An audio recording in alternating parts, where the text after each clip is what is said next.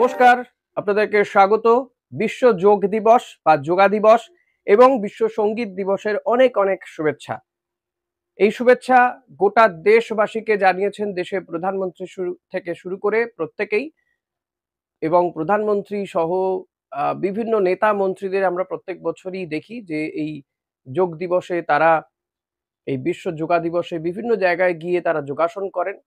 ভালো, যোগাসন করা সত্যিই ভালো, স্বাস্থ্যের পক্ষে তো ভালোই। যারা খেলাধুলা করেন, যারা খেলাধুলা করেন না, মানে আমাদের মতন মানুষ যারা একটু কর্মে ব্যস্ত থাকেন, তাদেরও যোগাসন করা বা মর্নিং ওয়াক করা, দৌড়নো, এই সমস্ত কিছুই খুবই প্রয়োজনীয়। শরীর স্বাস্থ্যের পক্ষে তো সত্যিই ভালো। সেগুলো করা উচিত প্রত্যেকদিন।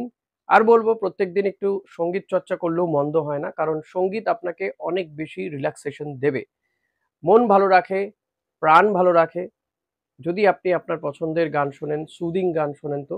তবে হ্যাঁ, একেকজনের মানুষের একেক রকম টেস্ট। তো সঙ্গীত শোনার ক্ষেত্রেও সেই টেস্ট রয়েছে। যাই হোক, যে যেমন গানই পছন্দ করুন না কেন, গান শোনা সবসময় ভালো।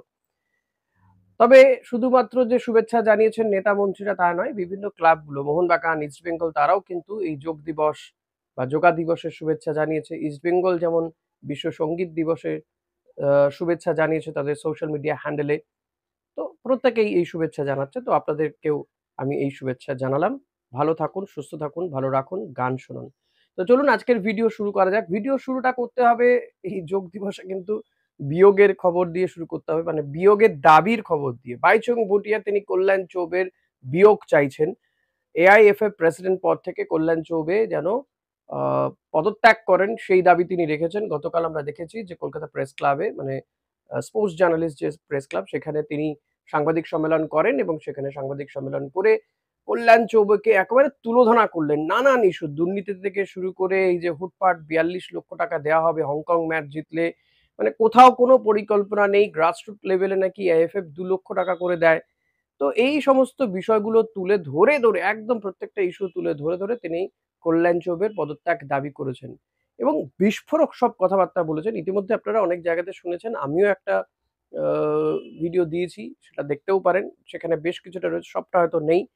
যে কল্যাণ চৌবেকে কিভাবে আক্রমণ করেছেন এবং তিনি বলছেন যে কল্যাণ চৌবের আন্ডারে ভারতীয় ফুটবল যতটা নেমেছে এর থেকে আর নামতে পারে না। ফলত অনেকেই জিজ্ঞেস করছিলেন যে তিনি বা তারা যদি আসেন কি এর থেকে ভালো কিছু হবে? তিনি বলছেন এর থেকে অন্তত নামবে না। এটা তিনি অন্তত আশ্বস্ত করেছেন। আ তবে আমি বলব, অনেকেই আবার বলছেন যে এই বাইচুং ভুটিয়াও কম আ সুযোগ সুবিধা নেওয়ার লোক নয়। হয়তো তিনি নেন, কিন্তু বাইচুং ভুটিয়ার কিন্তু একটা বিষয় আমি অন্তত তার কথা শুনে বুঝলাম। জানি না যে তিনিও কোনদিন যদি পদে আসেন তিনি সেই কথাটা রাখতে পারবেন কি পারবেন না। সেটা হলো গ্রাসরুট লেভেল, এবং তিনি যে কথাগুলো বলছেন গ্রাসরুট লেভেল থেকে শুরু করে বয়সভিত্তিক টুর্নামেন্ট, ম্যাচ খেলানো, এই কথাগুলো কিন্তু সত্যিই খুব সায়েন্টিফিক কথাবার্তা। ইউরোপ বা অন্যান্য দেশগুলোতে কিন্তু এভাবেই খেলা হয়ে থাকে। ফুটবল খেলা যেখানে জনপ্রিয় সেখানে কিন্তু এইভাবেই ফুটবলের উন্নতি হয়ে থাকে। তিনি বলছেন ভারত ফুটবল বিশ্বকাপ খেলবে কি করে? ভারত নিয়মিত এশিয়া কাপ খেলে না, নিয়মিতভাবে এই যে আন্ডার 17 ওয়ার্ল্ড কাপ হয় তাতে পার্টিসিপেট করার যোগ্যতা অর্জন করতে পারে না। তো ভারত একেবারে সিনিয়র লেভেলে ফুটবল বিশ্বকাপ খেলবে, এই আশা করাটা সত্যিই আমাদের আ মানে কি বলবো, ধৃষ্টতা ছাড়া আর কিছু নয়।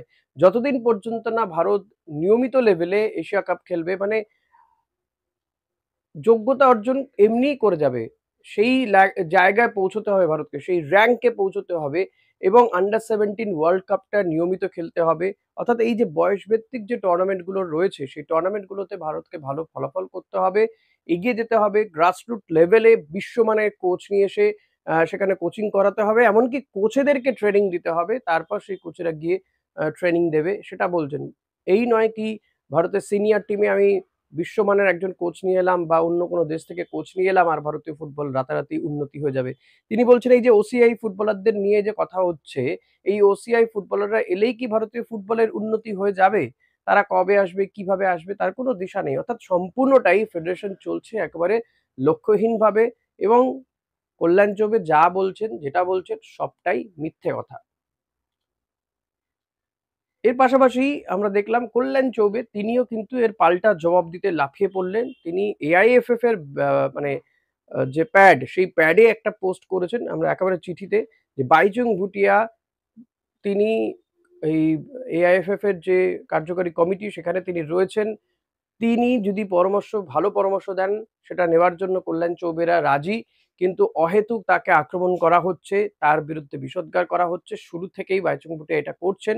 যবে থেকে প্রেসিডেন্ট হচ্ছেন কল্যাণ চৌবে এবং অনর্থক কথাবার্তা বলছেন, বেসলেস কথাবার্তা বলছেন, এইভাবে একটি পোস্ট দিয়েছেন কল্যাণ চৌবে। ফলত কল্যাণ চৌবে আর বাইচুং ভুটিয়ার এই দ্বৈরথ আগামী কতদিন চলবে জানি না। আমি জানি না যে বাইচুং ভুটিয়া এখান থেকেই তার নির্বাচনী প্রচারটা, আমি বলছি এই যে প্রেসিডেন্ট পদের নির্বাচনী প্রচারটা শুরু করে দিয়েছেন কিনা। কিন্তু এটা তো ঠিক যে বাইচুং ভুটিয়া যে কথাগুলো বলেছেন তার পেছনে কিন্তু যথেষ্ট যুক্তি রয়েছে। সায়েন্টিফিক কথাবার্তা বেশ কিছু তিনি বলেছেন। এমন নয় যে হুটপাট তিনি বলছেন বা সেই কথাটা, বাইচুং এর কথাটা বেসলেস। এই যে কল্যাণ চৌবে ঘোষণা করেছিলেন হংকং ম্যাচ জিতলে ৪২ লক্ষ টাকা। যেখানে ফুটবলাররা নিয়মিতভাবে টাকাই পান না। তারা ম্যাচ বাবদ ২,৫০০-৩,০০০ টাকা পান। সেটাও পান কি অনেকেই পান না আবার। সেই অভিযোগও করেছেন। তো একটা ম্যাচ জিতলেই ওই ম্যাচটা জিতেও যদি দেখা যেত ভারত এশিয়ান কাপে কোয়ালিফাই না করে তাহলে লাভটা কি হবে? পরের ম্যাচটার জন্য কি আবার ৪২ লক্ষ টাকা ঘোষণা করত? ফলত সবটাই বোধহয় মিথ্যে কথা বা জুমলাবাজ বলছেন কল্যাণ চৌবেকে। এবং এই যে তিনি বলছেন যে এইভাবে হুটপাট করে ঘোষণা করে দেওয়া এবং সম্পূর্ণ নিজেই ঘোষণা করে দিচ্ছেন। তারপর তো ক্রেডিট কার্ড নিয়ে তিনি বললেন, ফেডারেশনের নামে ক্রেডিট কার্ড, আর সেই ক্রেডিট কার্ড নিয়ে কল্যাণ চৌবে খরচা করেছেন, নানানভাবে খরচা করা হয়েছে। দুর্নীতির বিষয়ে তিনি বললেন। আ কল্যাণ চৌবে পাল্টা দিলেন বটে। তবে কল্যাণ চৌবের কথায় মানে আমি জানি না এই কথাটা কোনো সারবত্তা আছে কি না এবং এই কথাটাতে কতটা মানুষ ভুলবে। তো সেটা মানুষ বিচার করবে, ফুটবল সমর্থকরা, ফুটবল লাভার্সরা বিচার করবে। তবে আমি বলব শুধু বাইচুং ভুটিয়া কেন? ভারতের এই ফুটবলের দৈন্যদশার দিনে অন্যান্য প্রাক্তন ফুটবলাররা তারা কেন সোচ্চার হচ্ছে না? তারা কেন মুখটি বুজে বসে আছে? আমি জানি না। আমার তো মনে হয় প্রত্যেকেরই এ ব্যাপারে আ পদক্ষেপ করা উচিত। অন্তত বক্তব্য রাখা উচিত যেটা বাইচুং ভুটিয়া করছেন। হতে পারে বাইচুং ভুটিয়ারও হয়তো আ স্বার্থ রয়েছে। তিনি চাইছেন ফেডারেশনে আসতে, যেমনটা আগেও তিনি চেয়েছিলেন। তবে হ্যাঁ, এটা ঠিক বাইচুং ভুটিয়ার কথাবার্তাতে অন্তত যুক্তি রয়েছে। মানে বিফোর মানে সে এই প্রেসিডেন্ট হওয়ার আগে হবে কি হবে না সেটা আমিও জানি না, আপনিও জানেন না, বাইচুং ভুটিয়াও জানেন না। কিন্তু তার কথাগুলো যুক্তিপূর্ণ কথা, এটা আমার অন্তত মনে হয়েছে। আপনাদের কি মনে হয়েছে সেটা জানাতে ভুলবেন না। তবে অন্যান্য ভারতীয় প্রাক্তন ফুটবলাররা তারা কেন নিশ্চুপ রয়েছেন এটা আমার কাছে সত্যিই রহস্যের। হয়তো তারা ভারতীয় ফুটবল নিয়ে কথা বলছেন, কিন্তু কল্যাণ চৌবেকে নিয়ে একটিও কথা কেন বলছেন না? অন্য কেউ হলে কি এতদিন সহ্য করতেন তারা? এতদিন তো রেড়ে করে উঠতেন। আমি জানি না এর পেছনে কি রহস্য রয়েছে। যাই হোক, এরপরে আসা যাক আইএসএল এর খবরে। আইএসএল হবে কি হবে না সেটাও কিন্তু একটা দোলাচলের মধ্যে রয়েছে। ফলত যতদিন না সুপ্রিম কোর্ট কোনো ডিসাইড করছে, বোর্ড গঠন হচ্ছে, ফেডারেশন ঠিকঠাক হচ্ছে, নির্বাচন হচ্ছে, ততদিন পর্যন্ত কিন্তু এটা বলা যেতে পারে আইএসএল অনিশ্চয়তার পথে রয়েছে। ফলত আইএসএল হবে কি হবে না এই দোলাচল যখন রয়েছে, আইএসএল কিন্তু শোনা যাচ্ছে যে ক্লাবগুলোর সঙ্গে কথা বলছে, বৈঠক করছে, যে ক্লাবগুলোকেও তারা জানিয়ে দিচ্ছে যে আইএসএল এই অবস্থায় হওয়া অসম্ভব। যে অবস্থায় ভারতীয় ফুটবল ফেডারেশনের রয়েছে, মানে এআইএফএফ যেই অবস্থায় রয়েছে। তো এখান থেকে কবে পরিত্রাণ মিলবে, আইএসএল আদৌ হবে কিনা সেটা দেখতে হবে। সে কারণেই কিন্তু এই ক্লাবগুলো ট্রান্সফার নিয়ে বিভিন্ন আ প্লেয়ারদের নেওয়া নিয়ে কিন্তু একটু ধীরে চলো নীতিতে চলছে। খুব স্লোলি কাজ হচ্ছে। সে ইস্টবেঙ্গল বলুন, মোহনবাগান বলুন, যাই বলুন না কেন। হয়তো অনেকগুলো প্লেয়ারকে টার্গেট করা হয়েছিল। কিন্তু একে দেখা যাচ্ছে কেউ সেই জায়গা থেকে সরে আসছে। অভিষেক টেকচাম সিং যেমন, তাকে নিতে মোহনবাগান আগ্রহ প্রকাশ করেছিল, ইস্টবেঙ্গল আগ্রহ প্রকাশ করেছিল, এফসি গোয়া আগ্রহ প্রকাশ করেছে। এবার ইস্টবেঙ্গল কিছুটা পেছনে চলে এসছে। মেহতাব সিং এর ক্ষেত্রেও তাই। রাহুল বেকের জন্য ইস্টবেঙ্গল এখনো রেসে আছে। জয় গুপ্তাকে এর মধ্যে শোনা যাচ্ছে যে ইস্টবেঙ্গল অনেকটাই কিন্তু জয় গুপ্তাকে ফাইনালের পথে, কারণ এই ইস্টবেঙ্গলের এই দুটো ব্যাক, রাইট ব্যাক এবং লেফট ব্যাকের প্লেয়ারের প্রয়োজনীয়তা রয়েছে। জয় গুপ্তাকে সে কারণেই টার্গেট করা। জয় গুপ্তার সঙ্গে অনেক দূর কথাবার্তা এগিয়েছে এবং মানে এখনো পর্যন্ত যা পরিস্থিতি তাতে কিন্তু ইস্টবেঙ্গলের জার্সি পরে খেলার সম্ভাবনা বেশ কিছুটাই রয়েছে। মানে উজ্জ্বল বলা যেতে পারে জয় গুপ্তার জন্য।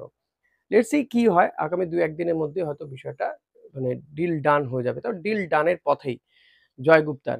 এটা একটা বিষয় যেমন। পাশাপাশি ইস্টবেঙ্গল বিদেশি নেওয়ার ক্ষেত্রে ইভানের সঙ্গে কিন্তু আবারও চুক্তিটা হতে গিয়েও হলো না এখনো পর্যন্ত। মানে হবে বলেও মনে হচ্ছে না, কারণ ইভান লং টার্ম চুক্তি চাইছিল, ইস্টবেঙ্গল সেটা দেবে না। তারা তাদের যে পূর্ব অভিজ্ঞতা তার থেকে তারা শিক্ষা নিয়েছে। তবে আমি বলবো এক্ষেত্রে শিক্ষাটা মানে একটা কোনো বাঁধা ধরা নিয়মে শিক্ষা বোধহয় হওয়া উচিত নয়। প্লেয়ার টু প্লেয়ার ভ্যারি করা উচিত এই শিক্ষাটা। সেটা ইস্টবেঙ্গল করেনি বলেই আমার মনে হচ্ছে। কারণ এটা কোনো a plus b whole square এর ফর্মুলা নয় যে আমি a square plus 2ab plus b square এই ফর্মুলাতে ফেলে দেবো আর ম্যাথস হয়ে যাবে। এটা ফুটবল, সায়েন্স রয়েছে, তো সায়েন্টিফিক্যালি ভাবতে হবে না। আমি কার পেছনে চুক্তি বেশি করব, কার পেছনে টাকা যেমন বেশি লাগাবো এটা নিয়ে ভাববো, তেমনই কোন প্লেয়ারকে লং টার্ম চুক্তিতে নিলে আমার সুবিধা হবে, প্লেয়ারটি কি কন্ডিশনে রয়েছে, এই প্লেয়ারটি এলে দলটার কতটা ভারসাম্য বাড়বে, কি দলটা কতটা উন্নতি হবে, সেটা ভাবা উচিত ছিল বোধহয় সায়েন্টিফিক্যালি ভেবে। আমার মনে হয় লং টার্ম চুক্তিতে গেলে খুব একটা ক্ষতি হতো না যদি ইভানকে নেওয়া ছিল। তবে যাই হোক, মনে হচ্ছে ইভানের এই যে ডিলটা আর হলো না, আর হয়তো হওয়া সম্ভবও নয়। পাশাপাশি ইস্টবেঙ্গলের র্যাডারে আপনাদের বলেছি যে বসনিয়া, তিউনিসিয়া আহ, এবং স্পেনের স্ট্রাইকারের কথা ঘুরে ফিরে আসছে, আফ্রিকান স্ট্রাইকারের কথা ঘুরে ফিরে আসছে। তো আবারও দেখা যাচ্ছে আরেকজন আফ্রিকান স্ট্রাইকারের নাম ভেসে উঠেছে। তবে এটা একদমই কিন্তু বলবো যে ডিলটা কিন্তু এখনো ডান হয়নি। এই নজরে রয়েছে সত্যি দর্শকরাও, মানে আমার যারা ভিউয়ার্স তারাও বলছেন যে আর কতদিন কত দেশে প্লেয়ার নজরে থাকবে। সত্যি আমাদেরও বলতে বিরক্ত লাগছে যে কোথায় সমস্যা হচ্ছে? কেন এই ডিলগুলো শেষমেশ ফলপ্রসূ হচ্ছে না? শেষে কি আবারও আগের বছরের মতনই সেই একজন মানে ওই দলে সেই দলের বাতিল প্লেয়ারদের নিয়ে এসে দল গড়া হবে? এইটা কিন্তু আশঙ্কা এবার আমার হতে শুরু করেছে। এতদিন আমি আপনাদেরকে বলছিলাম একটু ওয়েট করুন, দেখুন। এবার কিন্তু এই আশঙ্কাটা আপনাদের মধ্যে থেকে আমার মধ্যেও ছড়াতে শুরু করেছে। আমিও এবার একটু ভেবে চিন্তেই হয়তো প্লেয়ারদের নিয়ে খবর পাওয়ার সঙ্গেই দিতে চাইছি না। দেখুন এমনিতেই আমিও একটু ধীরে চলছি। আমিও আরেকটু দেখে নিতে চাইছি। যে দেখা যাক আরেকটু কয়েকদিন গেলে হয়তো পরিষ্কার হবে। তবে আমার মনে হয় যে ইস্টবেঙ্গল বলুন বা মোহনবাগান বলুন বা অন্যান্য ক্লাবগুলো এই বিদেশি নেওয়ার ক্ষেত্রে প্রচুর টাকা তো তাকে ইনভেস্ট করতে হবে। এই ধীরে চলো নীতি নেওয়ার কারণটাই হচ্ছে আইএসএল হবে কি হবে না সেটা নিয়ে তারাও একটা দোলাচলের মধ্যে রয়েছে। যেহেতু খোদ এফএসডিএল ই দোলাচলে, এফএসডিএল ও জানে না আইএসএল হবে কিনা। এআইএফএফ তারা ক্যালেন্ডারেই দেয়নি। ফলত সব মিলিয়ে আইএসএল একটা জায়গায় ঘেঁটে রয়েছে। সেই কারণে ক্লাবগুলো ধীরে চলো নীতি নিচ্ছে। তারা কারণ অত্যাধিক হারে টাকা পয়সা বিনিয়োগ করে দেবে, তারপরে দেখা গেল হলোই না। তো এটা তো ম্যাসাকার হবে আরকি। তো সেটা তো কেউই করতে চাইছে না আমার মনে হয়। তাই একটু স্লো বাট স্টেডি প্রসেস এ যেতে চাইছে। দেখা যাক কি হয়। তাই একটু হয়তো সময় লাগছে দল গঠন করতে। আ এটাই ছিল বলার আপনাদেরকে। তো আপনাদেরকেও বলব একটু ধৈর্য ধরুন। আমিও ধৈর্য ধরছি। হতাশ হওয়ার বিষয় যথেষ্ট রয়েছে। তো আমি বলব এই মুহূর্তে এসে ক্লাব কর্তাদের যদি তারা কেউ কিছু বলেন, অন্তত একটা প্রেস রিলিজ দেন যে কেন, কোথায় প্রবলেম হচ্ছে দল গঠনে। তাহলে বোধহয় একটু সমর্থকরাও শান্ত হয়। সমর্থকদেরকে আমি বলব অন্তত একটু ধৈর্য ধরুন। হতাশ জানি হতাশা আসার মতন প্রচুর কারণ রয়েছে। সো প্লিজ কিপ কোয়াইট, একটু শান্ত থাকুন। আরেকটু আমরা অপেক্ষা করি, অপেক্ষা তো করেই চলেছি। দিন চলে যাচ্ছে এটা ঠিক। আর কয়েকদিন পরে কলকাতা লিগ চালু হয়ে যাবে।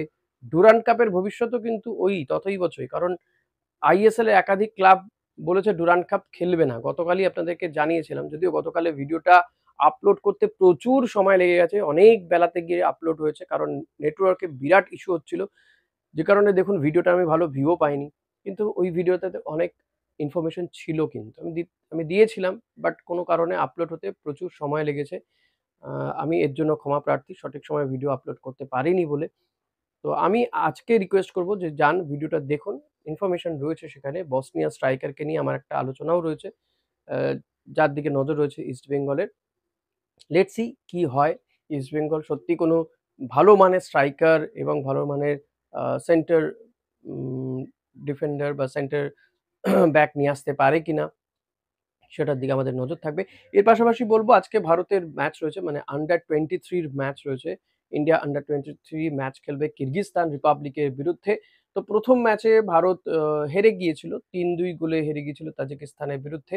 আজকে কি হয় দেখতে হবে। যদিও এটা ফ্রেন্ডলি ম্যাচ। আ কারণ এএফসি এশিয়ান কাপ আন্ডার 23 র জন্য এটা প্রিপারেশন ম্যাচ চলছে। কোয়ালিফাইং রাউন্ড খেলার আগে একটা প্রিপারেশন ম্যাচ খেলছে। তবে আমি বলব যে মন্দের ভালো অন্তত এই ম্যাচটাতে প্রিভিয়াস ম্যাচটাতে ভারত গোল করেছিল। ২ টো গোল অন্তত করেছিল তাজিকিস্তানের বিরুদ্ধে। পার্থিব গগৈ এবং সুহেল ভাট তারা বেশ দৃষ্টিনন্দন গোলই করেছিল। এটা অন্তত সিনিয়র টিমের থেকে মন্দের ভালো যে সিনিয়র টিমে যেখানে গোল কানা সবাই গোল করতে পারছে না, তো এরা অন্তত গোল করেছিল। দেখা যাক আ কিরগিজস্তান রিপাবলিকের বিরুদ্ধে ভারত কি করে? আদৌ গোল করতে পারে, ম্যাচটা জিততে পারে কিনা? সেদিকে আমাদের নজর থাকবে। আপনাদের নজর থাকুক আমার এই চ্যানেলের দিকে। অতি অবশ্যই বলব চ্যানেলে নতুন হলে সাবস্ক্রাইব করুন, ভিডিওটা ভালো লাগলে লাইক করুন। ভালো না লাগলে কেন ভালো লাগলো না সেটাও জানাতে ভুলবেন না। প্লিজ গালাগাল করবেন না। আর কমেন্ট করতে ভুলবেন না। Thank you.